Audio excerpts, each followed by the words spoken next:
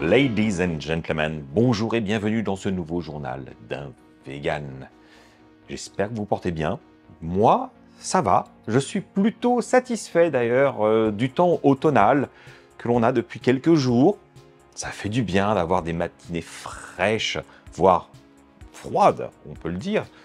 Bon, on va relativiser parce qu'il y a les fins de journée là, selon les qui sont annoncées, qui sont pas forcément très adéquats à ce que j'aspire. Mais bon, en tout cas, vous allez me voir quasiment tout le temps avec une polaire en ce moment parce qu'il faut savoir que nous vivons dans un appartement avec chauffage collectif et qu'il fait plus froid à l'intérieur de l'appartement qu'à l'extérieur et le chauffage n'a pas été remis. Pourtant, théoriquement, c'est à partir du 15 octobre, mais je pense qu'il repousse un petit peu tant que c'est possible. Et je comprends.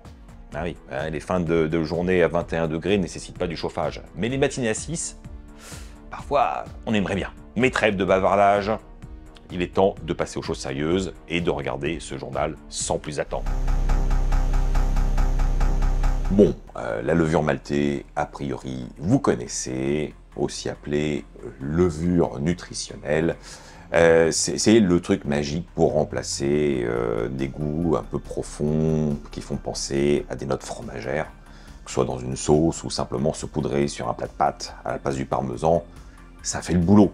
C'est bon, c'est un produit qui est sain. Moi, j'adore, j'en ai toujours. Et aujourd'hui, je vais vous montrer un produit qui est de la levure maltée, mais voilà. En fait, pour tout dire, c'est l'ami Florian TDK qui m'a donné les 2 paquets de levure maltée parce qu'il n'a pas apprécié plus que ça.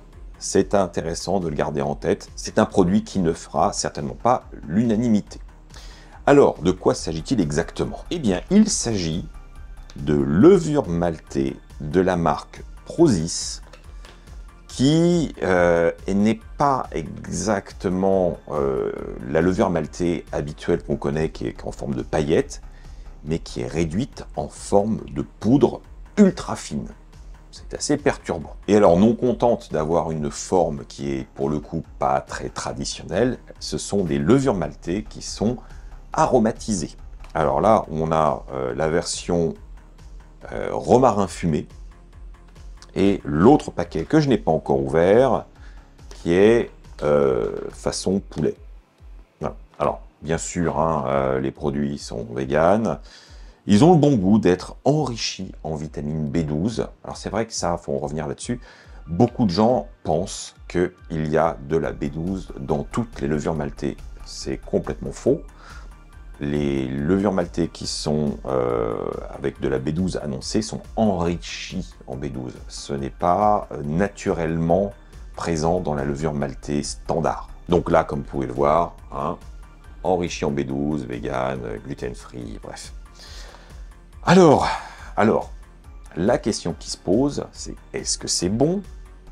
Et quel serait l'usage d'un produit comme ça? Très bonne question et je vous remercie de me l'avoir posé. Bon, première chose, je me dois de vous montrer à quoi ça ressemble exactement en termes de texture. Voilà, c'est vraiment de la poudre. Alors c'est vraiment au niveau de la finesse de fécule, hein. C'est très très fin. Et ça a une odeur annoncée. C'est-à-dire que là, j'ai de la levure maltée qui est une odeur forte, fermentée. Et derrière, j'ai le nez de romarin légèrement fumé. En bouche, on va goûter. Comme je ne compte pas m'étouffer avec une poudre aussi fine, j'ai juste trempé mon doigt. Bon, ah, c'est du caractère. Alors, en fait, bah, je comprends que Florian était un peu perturbé par le produit et que ouais, l'usage paraît pas si évident. J'aime bien, moi. Donc ça, c'était la version romarin fumé. Et alors, l'usage, je le vois tout de suite. C'est clairement pour faire des sauces version un peu fromagère, pour intégrer dans des plats, dans des recettes, pour faire du seitan. Dans beaucoup de recettes de seitan, on peut rajouter de la levure maltée à cœur pour donner de l'umami, donner de la profondeur.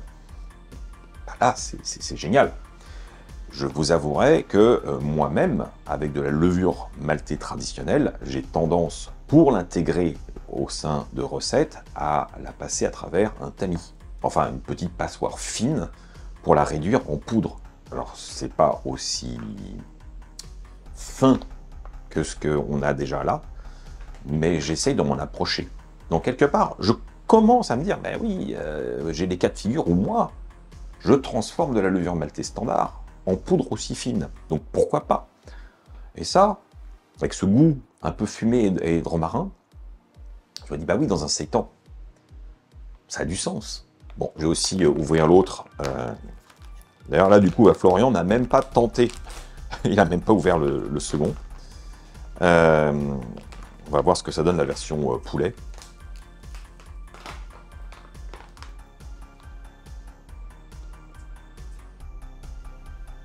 Je sais pas, l'odeur me donne pas beaucoup d'indications. Ça sent la levure maltée avec un côté un peu douceâtre. Et voyons ça.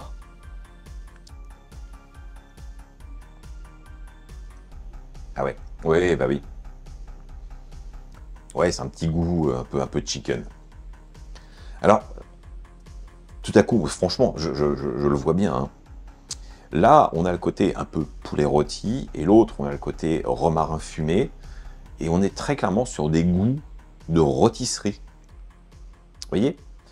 Donc dans des plats cuits au four, intégrer ce genre de levure maltée, ça va apporter une touche d'aromatisation qui rappellera des choses.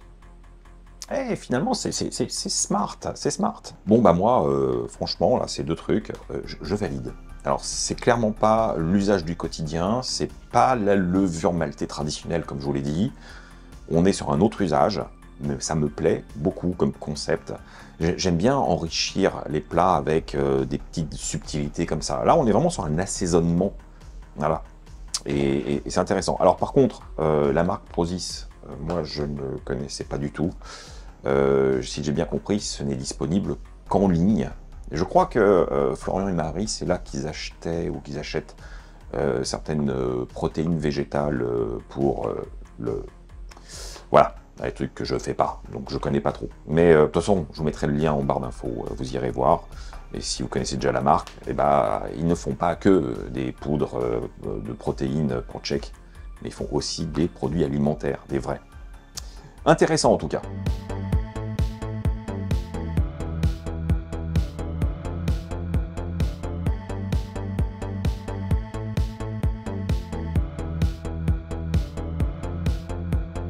Nouvelle semaine, un nouvel établissement bien sûr. Alors aujourd'hui, on va changer complètement d'univers puisque d'habitude je vous présente des restaurants ou de la street food ou des cafés ou des pâtisseries.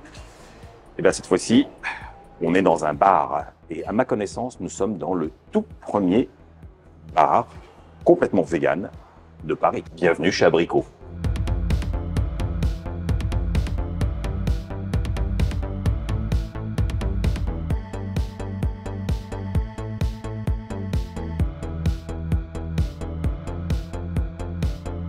Alors, on est rue Saint-Maur et c'est un endroit qui oscille dans un design un peu vintage, un peu cocooning, mais on sent le côté pétillant, il y a une bonne ambiance.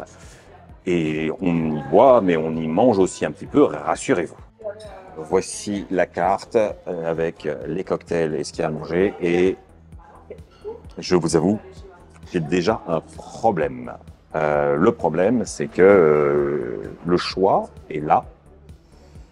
Il n'y a que des trucs attractifs. Et surtout, il n'y a que des choses hyper créatives. C'est des cocktails que j'ai jamais vus ailleurs. Il y a vraiment une touche d'excentricité, d'audace. C'est un peu foufou et tout donne envie. Donc, il va falloir se concentrer un petit peu pour trouver ce qui me correspond le mieux ce soir. Alors bien sûr, nous rappelons que l'alcool est dangereux pour la santé et qu'il faut le consommer avec modération. Et si vous ne consommez pas d'alcool, rassurez-vous, vous êtes les bienvenus. Il y a des cocktails qui sont modifiables avec une petite astérix qui doivent être faits sans alcool. Donc, tout va bien. Alors, le choix est fait. Pour ma part, je vais partir sur le Sherazade. Alors, qu'est-ce que c'est que ça? C'est un gin avec du citron confit salé, du verjus, et du za'atar. Je suis suffisamment intrigué pour prendre ça, forcément. Et Laura, elle a pris le Eva i Adam, qui est une margarita, alors version sans alcool. Alors margarita certes, mais pas n'importe comment. Je vous donne la composition. Alors, tequila blanco, des figues et leurs feuilles, citron vert et un soupçon de cardamome. La version sans alcool, je ne sais pas par quoi on place la tequila, mais on va le savoir.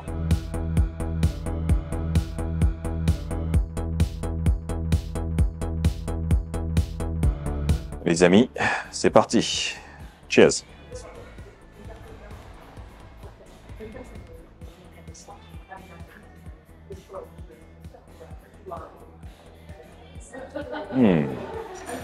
Alors, ce Sherazade, très vif en bouche, le verjus et le citron confit apportent vraiment quelque chose d'incroyable. Il y a une petite note salée qu'on retrouve d'ailleurs dans le za'atar, et j'ai bien fait attention de poser mes lèvres sur le bord, là où il y a du za'atar. Au niveau du gin, c'est très équilibré, c'est très frais, et oui, il y a beaucoup de vivacité. J'aime beaucoup. Sur un bon professionnel, je vais goûter le cocktail de Laura.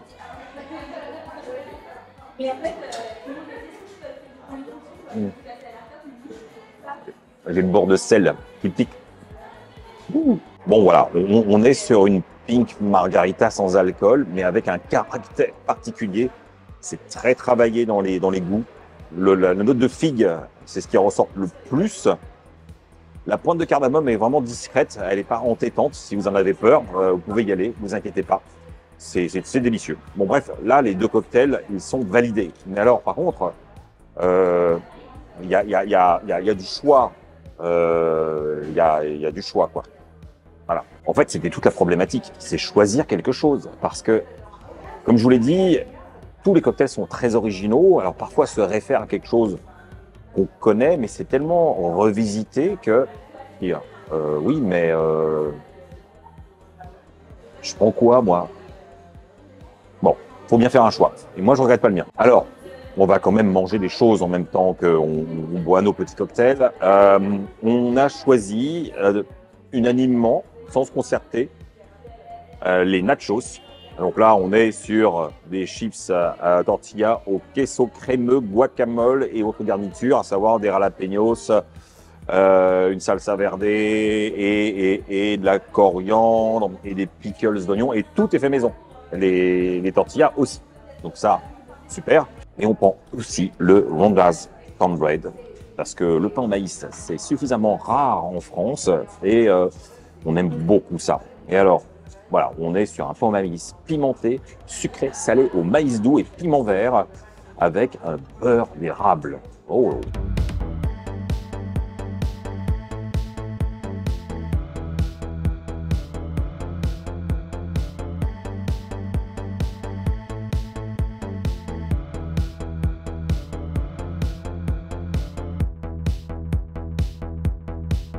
Comme on est servi, je vais commencer par le cornbread qui est validé par Laura.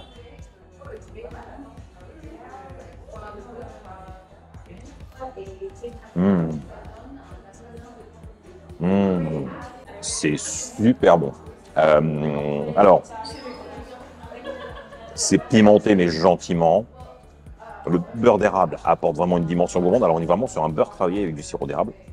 C'est plutôt gras. Ça fond au contact de la chaleur parce que le cornbread est servi chaud, bien sûr. Et il nourrit le cornbread. Et c'est super bon parce qu'on a vraiment cette notion justement grasse, un peu sucrée, mais pas trop. Hein. Ça reste quand même assez salé dans l'ensemble. La petite note de piment est la bienvenue. Et puis alors la texture moelleuse et particulière du cornbread que j'adore, je le retrouve, mais c'est super bien fait. Je suis heureux. Et c'est parti pour le nachos. J'y retourne parce que je suis pas sûr d'avoir bien compris ce que je mangeais. Et là, j'ai rajouté le truc.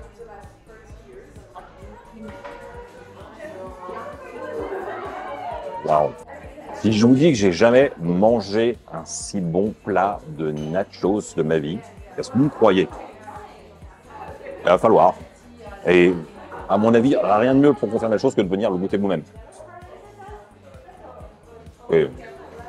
c'est un festival en bouche. Les nachos sont croustillants et ont un goût authentique de maïs. C'est pas trop gras, juste salé comme il faut. Ah oui, on a envie de taper dedans. Le guacamole est magnifique. Juste dans la pure tradition. J'aime beaucoup. Ensuite, forcément, mention plus sur les pickles d'oignons rouges et les jalapenos. La petite crème. Tout. C'est super.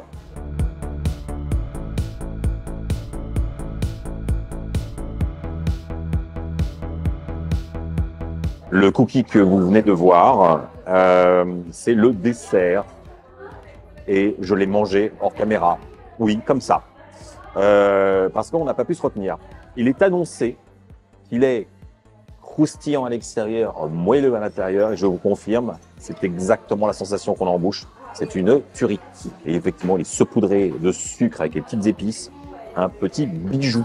C'était une bonne manière de finir notre soirée. Bien, il est temps de conclure.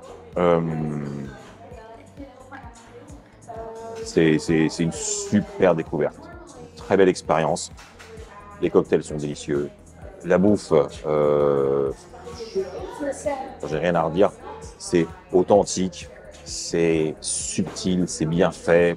On sent que c'est fait avec le cœur, vraiment. Il y a toute une histoire dans chaque plat, il y a quelque chose. Franchement, je suis sous le charme. Le lieu me plaît bien aussi, l'ambiance est plutôt conviviale. Il y a forcément un petit peu de bruit, mais parce que c'est un bar, on est le soir à Paris, rue Saint-Maur. Il ne faut pas s'attendre à un caractère feutré de salon de thé. Allons, soyons sérieux. Donc, aucun problème, je savais exactement où je mettais les pieds. Mais c'est pas à l'excès non plus. Cela dit, je sais qu'il y a des soirées qui sont organisées ici avec des thématiques, avec des petits concerts. Donc ça, je vous invite à aller voir sur le site d'Abricot pour voir le calendrier des événements, pour voir si c'est quelque chose qui vous correspond, ou au contraire, si vous voulez être un peu plus calme, évitez ces soirées-là. Bref, je suis enchanté et franchement, avoir un établissement de ce genre à Paris, ça manquait vraiment. Un bar complètement vegan, on peut s'asseoir et commander ce qu'on veut et être en toute quiétude, ça fait du bien. Bon, objectivement, quand je vous parle d'une série, d'un film, d'un documentaire, quelque chose que j'ai vu sur Netflix ou une autre plateforme, c'est pour vous partager des coups de cœur, des trucs qui m'ont plu, que je pense que ça vaut la peine de s'y intéresser. Aujourd'hui, je vais faire totalement l'inverse. Je vais vous parler un petit peu de mes déceptions, parce que j'ai un peu enchaîné.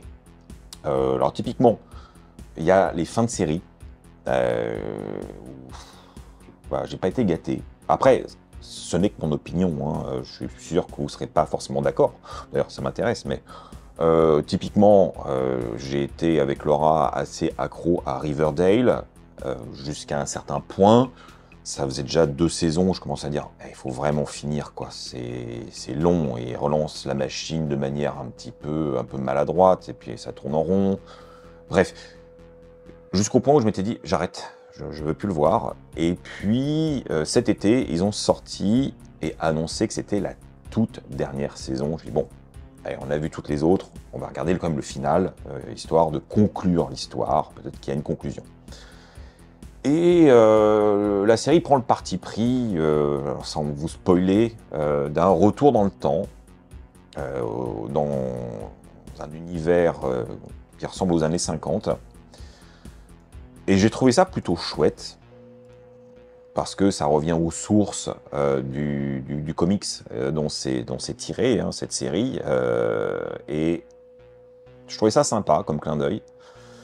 Malheureusement, voilà, c'est plein d'incohérences, c'est très fantaisiste, l'histoire n'apporte rien de plus par rapport aux autres scénarios. Il y a des choses qui sont pour, justement, l'univers des années 50, qui ne collent pas du tout aux mœurs, tout en caricaturant d'autres trucs des années 50. Enfin, bref, c'est très déséquilibré, assez maladroit, et j'ai pas particulièrement aimé sans détester, mais j'ai trouvé que c'était une saison finale assez tiède, qui apporte pas grand-chose.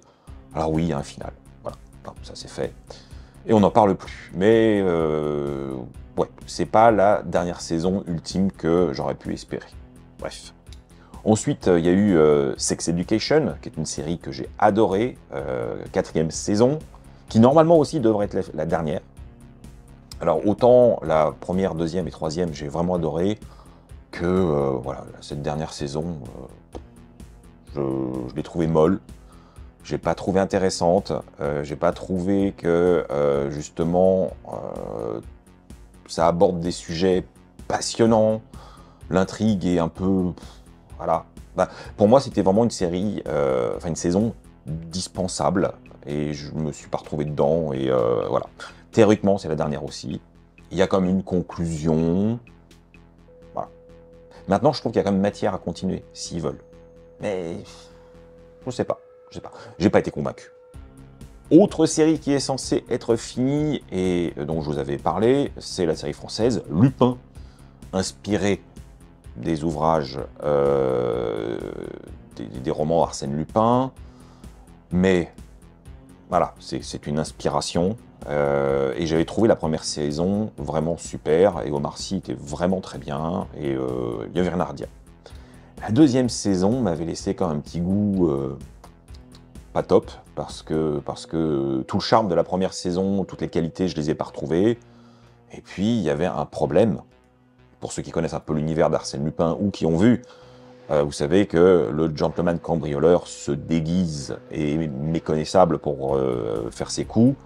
Bah là, effectivement, le personnage aussi reprend ce trait et se déguise. Et dans la première saison, c'était plutôt bien. Dans la deuxième, j'ai trouvé que certains des costumes étaient grotesques, puisque surtout qu'il s'agit souvent de devoir ne pas être reconnu, de s'échapper, de passer inaperçu. Et en fait, c'est Omar Sy, quoi. Voilà, on le regarde, on le voit. Enfin, c'est lui, il n'y a pas de doute. Et ça a perdu en crédibilité. Et puis même la deuxième saison était un peu lourde, je trouve, sur les intrigues. La troisième, que j'attendais quand même avec impatience, ouais, même défaut.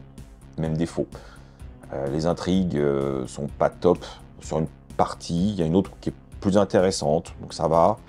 Les costumes, alors il y en a un qui est extraordinaire, et les autres, je me dis, mais comment c'est crédible? Le mec est recherché partout en France, enfin, comment il peut disparaître avec ce type de déguisement, sachant qu'il a des portraits robots? Enfin, on met le mec déguisé et le portrait robot, on le reconnaît tout de suite. Et je comprends pas. C'est des trucs qui me semblent être des maladresses en termes de réalisation, qui perdent en crédibilité dans l'intrigue, et j'ai du mal à y rentrer quand c'est aussi grossier. Alors que, franchement, pour ceux qui ont vu la saison, il y a un costume, que je ne dévoilerai pas pour pas spoiler, il est totalement méconnaissable, c'est génial. Donc pourquoi c'est pas la même qualité sur tous les costumes? Voilà. Bref. Et enfin, je vais finir sur une opinion qui ne sera certainement pas populaire, mais je n'ai pas aimé du tout The Office. Alors j'explique. J'ai adoré The Office. Le vrai, la version britannique d'origine avec Ricky Gervais qui est incroyable. Et puis c'était effectivement une série innovante avec un ton vraiment irrévérencieux, jouant sur le malaise, avec cet humour particulier. J'avais trouvé ça extraordinaire. Alors tous les épisodes ne se valaient pas, mais c'était très chouette. Et c'est vrai qu'à chaque fois qu'on me parlait de The Office, j'ai dit ah ouais, moi j'adore. Et puis à un moment j'ai percuté, parce que je n'étais pas au courant, hein, n'ayant pas la télévision et ne suivant pas particulièrement ce qui se passe. Ouais, quand on m'a dit oui, non, mais non, c'est la version américaine. J'ai dit, ah bon, ils ont fait un remake? Déjà, j'étais un peu dubitatif. Je suis jamais fan, généralement, des remakes. Mais bon. Et je connais tellement de personnes qui adorent cette version américaine, qui ne connaissent absolument pas la version britannique. C'est quand même bizarre. Il faut qu'on jette un œil. Ça peut être chouette. On n'a pas dépassé les 3 épisodes. Voilà. On n'en pouvait plus. Mais vraiment, hein, c'était... on s'ennuyait, c'est long, c'est lourd. Je trouve que les acteurs sont pas juste... Enfin, je compare forcément avec ce que j'ai vu sur la série anglaise. Hein. Pour moi, c'est tellement à côté, il manque tellement une dimension, et ça sent la repompe avec de la maladresse. Alors oui, effectivement, finalement, c'est une série qui est devenue une sorte de licence. Il y a même une version de The Office française. Il y a eu des versions localisées. Ce qui est... Bon, pourquoi pas, mais... Ah, j'ai pas accroché. Alors c'est peut-être une question de sensibilité, hein, mais pour moi, ça a été une reprise maladroite et un peu grossière. Voilà. Maintenant, je suppose que quand on n'a pas la comparaison, qu'on est un peu plus sensible à l'humour américain qu'à l'humour anglais, ça passe mieux. Voilà, je sais pas. Mais quand même, 3 épisodes et enterrer la série, alors qu'ils ont fait plein de saisons, ah, ça m'est rarement arrivé. Bon, bah, j'espère que les prochaines séries ou films seront quand même plus heureuses. Et vous, qu'est-ce que vous en avez pensé justement de ces séries dont je vous ai parlé? Est-ce que vous les avez suivies, appréciées? Est-ce que vous avez été comme moi un petit peu en demi-teinte sur les saisons? Est-ce que vous êtes fan de The Office? Est-ce que vous connaissez le vrai The Office anglais? J'attends de vous lire dans les commentaires. En tant que grand amateur de tofu, je ne pouvais pas résister à la tentation et acheter ceci. Alors là, forcément, vous allez me dire, mais qu'est-ce que c'est que ce truc? Eh bien, c'est un tofu, dont le nom japonais est Koya Tofu, qui est un tofu sec. Ça, c'est complètement sec. Il y a 4 morceaux de tofu blanc, basique, mais sec. Ouais, je ne savais même pas que ça existait. Comme vous l'aurez certainement deviné, j'ai trouvé ça dans une boutique japonaise. Où on pourrait trouver ça ailleurs? Je ne sais pas. C'est la première fois de ma vie que je vois ça. Ou alors, je suis passé à côté sans savoir, parce que, oui, de loin, si on se penche pas dessus, on voit pas ce que c'est. C'est des tranches. Voilà, c'est un peu opaque. Mais ça m'interpelle. Ça m'interpelle. Alors, je vous avouerai que à la base, je ne sais pas du tout comment ça se cuisine, comment ça s'utilise. Je pressens qu'il va falloir le faire réhydrater, un peu comme des PST. Je ne sais pas. Donc, je vous laisse. Je vais aller sur Internet et faire une petite recherche. Alors, je viens de trouver mon bonheur sur un site qui s'appelle Japon sur la table, et qui nous parle de spécialités japonaises, et voilà, qui nous explique comment utiliser ce tofu sec. Alors, c'est tout simple. Alors, il y a une vraie recette complète, et qui, pour le coup, est vegan, accidentellement, on va dire, même si c'est bien catalogué. Enfin, il a l'air chouette, ce site, je vais l'explorer. L'idée derrière, c'est de faire un dashi végétal, dans lequel on va faire cuire notre tofu pendant 15 minutes, à ébullition, et puis après, on peut le déguster. Alors ils avertissent, hein, c'est un tofu qui est extrêmement savoureux, mais qui est beaucoup plus spongieux que du tofu frais. Donc l'expérience me paraît très intéressante. Donc d'après ce que dit le site, le tofu va se gorger du liquide qu'on va devoir charger en umami, dont le dashi est effectivement un concentré. Et bah du coup, voilà, on va avoir un tofu pas du tout habituel. Ça m'excite déjà. Par contre, je vais faire le mode fainéant parce que je vais pas prendre des algues kombu, du shiitake, des carottes, faire tremper pendant 2 heures comme indiqué. Alors, j'ai un autre produit japonais, c'est du dashi vegan en concentré. Ouais, je prends des raccourcis. Bon, en même temps, on est là pour le tofu, pas pour le dashi. Bon, on va déjà l'ouvrir.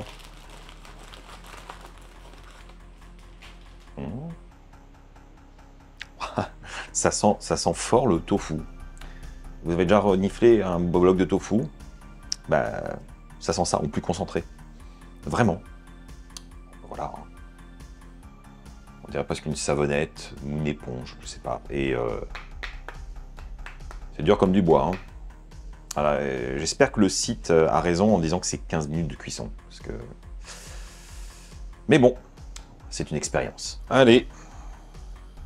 Bah oui, ça va flotter, forcément. Mais peut-être que ça va vite se gorger, hein. Je ne sais pas.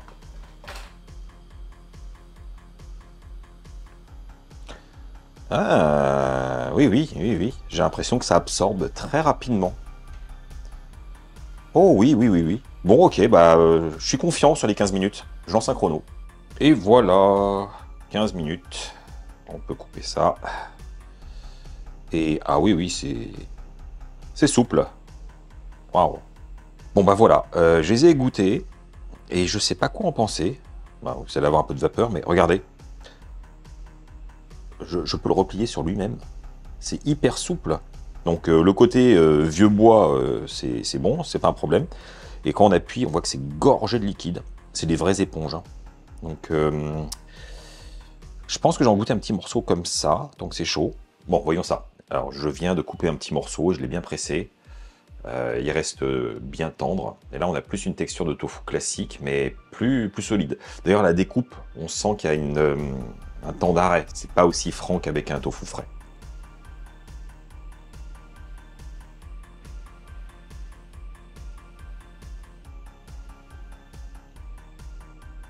Mmh. La texture est vraiment intrigante. Effectivement, c'est un côté un peu spongieux. C'est beaucoup plus ferme que du tofu, même ferme. Il y a un petit peu de rebond. Ça a capté les arômes du dashi, il n'y a pas de problème. Donc c'est presque à consommer tel quel, enfin, il n'y aurait pas de problème. Mais je veux aller plus loin. En tout cas, c'est pas mauvais, mais j'ai envie de regoûter un morceau sans presser pour que le dashi soit encore concentré et liquide à l'intérieur et voir ce que ça donne.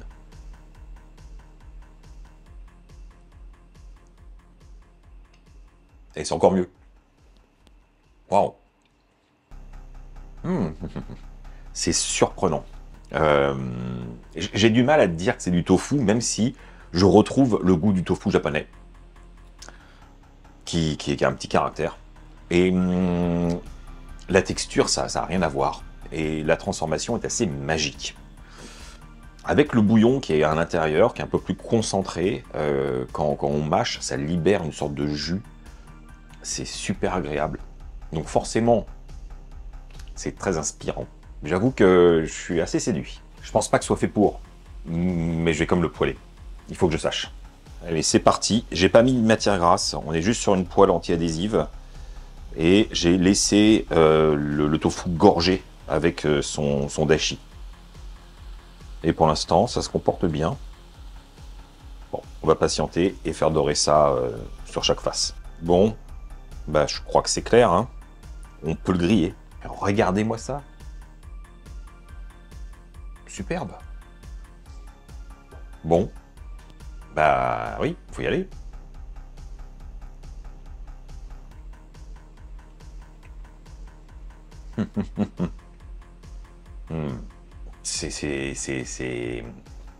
C'est bon.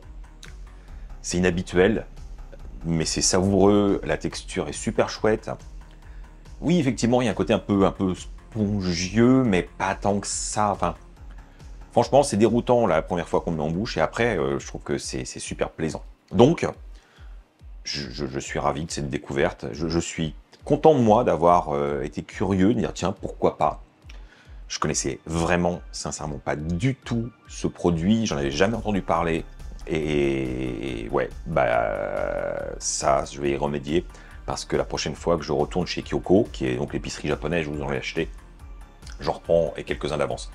Parce que ça, effectivement, vous pouvez le garder en stock indéfiniment. Enfin, sauf si vous êtes dans un endroit un peu humide. Je pense qu'à un moment, ça ira pas. Mais si c'est conservé dans un endroit sec, je pense que c'est... Ouais, pas vraiment périssable. D'ailleurs, j'ai pas vu de date de péremption sur le paquet. C'est dire. Bon, alors forcément, moi je suis enthousiaste parce que j'aime bien la nouveauté et puis assez excité de découvrir quelque chose que je connaissais pas. Mais si ça se trouve, vous connaissez déjà, puis moi je passe un petit peu comme un néophyte qui a trouvé un truc génial alors que tout le monde connaît. Enfin, je pense pas, mais ça m'intrigue. Est-ce que vous connaissiez ce tofu sec? Est-ce que vous en avez déjà goûté? Est-ce que vous avez aimé ça? Pour moi, c'est une vraie découverte et je suis très content d'avoir partagé ça avec vous. Bon, les amis, j'avais envie de partager avec vous un de mes petits coups de cœur ludiques du moment, à savoir un jeu nommé Cypher 007. Alors là, forcément, avec cet indicatif, vous imaginez bien qu'il s'agit d'un jeu dans l'univers de James Bond. je ne suis pas un inconditionnel de la saga. Très honnêtement, j'ai adoré toute la période Roger Moore à l'ancienne, voilà. Et en fait, après, j'ai décroché. Voilà, c'était une question générationnelle. Quand j'étais gamin, ça me faisait vraiment plaisir de regarder ce genre de film. Plus tard, voilà, j'ai pas accroché davantage, même si, voilà, le côté espionnage avec le flag britannique, c'est chouette, mais bon. Bref, quoi qu'il en soit, sur Apple Arcade est sorti ce jeu. Ça veut dire qu'il est multiplateforme pour tous les adeptes de la pomme. C'est sur mon iPad, mais je peux jouer aussi sur mon iMac ou sur mon iPhone, indifféremment. Et bien sûr, les sauvegardes sont dans iCloud, donc on peut jouer et reprendre la partie là où on veut. Très chouette. Le principe, c'est un jeu d'infiltration. On a des missions dans lesquelles on va devoir récupérer des documents secrets, éviter quelques pièges, rester discret, neutraliser des ennemis. Alors, là encore, il y a différentes manières de jouer, soit de manière très furtive, soit au contraire, un peu plus frontale, aller au combat, ou un petit peu un mélange des deux. Et parfois, la situation s'impose à nous, on est obligé de faire des choix stratégiques ou bourrin. Voilà. C'est assez chouette, l'ambiance est bonne, c'est fluide, c'est pas trop redondant.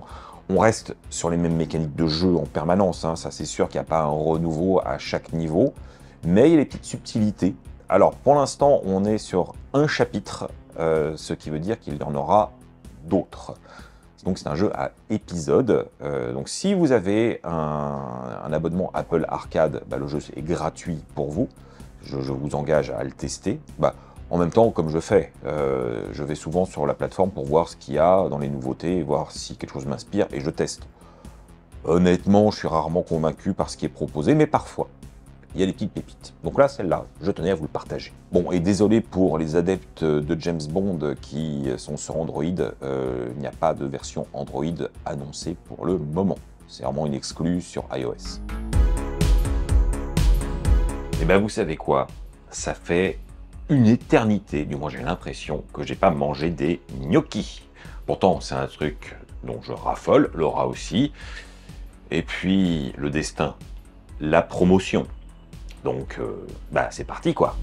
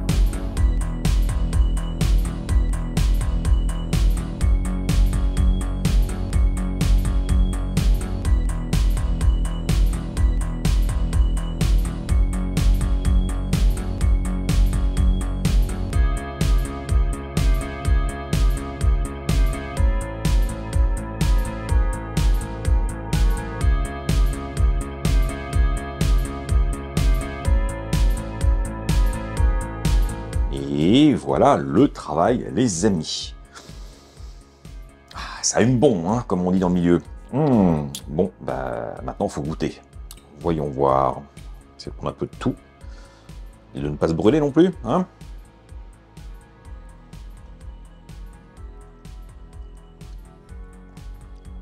Ah oui. Oh, c'est bon ça. Ah là, on est sur le petit plat, bien gourmand, roboratif, truc qui fait plaisir. J'ai essayé d'équilibrer entre la protéine, les légumes et les gnocchis, parce que généralement, on a tendance à faire les gnocchis avec une sauce, et puis ça s'arrête là. Mais j'avais envie d'un truc un peu plus riche, mais aussi plus équilibré.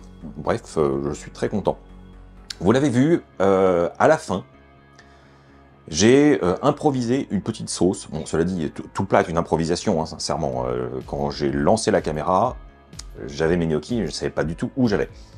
Comme souvent, hein, j'essaye de faire marcher mon cerveau de manière spontanée pour vous montrer qu'on peut faire des choses avec ce qu'on a sous la main dans les placards. Donc là, c'est le parfait exemple. Et là, il y a même un rattrapage, à savoir que mes gnocchis, quand je les ai fait cuire à couvert, ils ont attaché un moment, je ne sais pas pourquoi.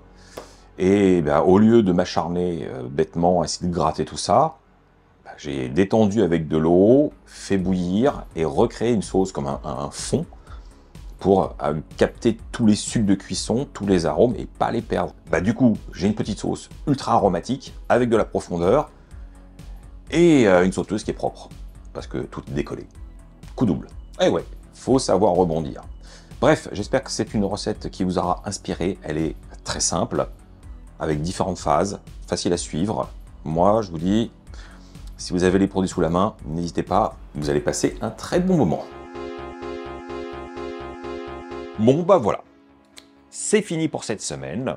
Et alors avant de nous quitter, je vais juste faire un petit teasing. Sachez que j'ai un youtubeur assez connu qui a accepté que je l'interviewe. Donc avant de la fin de l'année, on va avoir une belle personne, je pense. J'en dis pas plus. En tout cas, je vous laisse retourner à vos vies. Portez-vous bien, n'oubliez pas de me soutenir comme il se doit, et merci à ceux qui le font déjà, et on se retrouve la semaine prochaine pour de nouvelles aventures. Tchuss!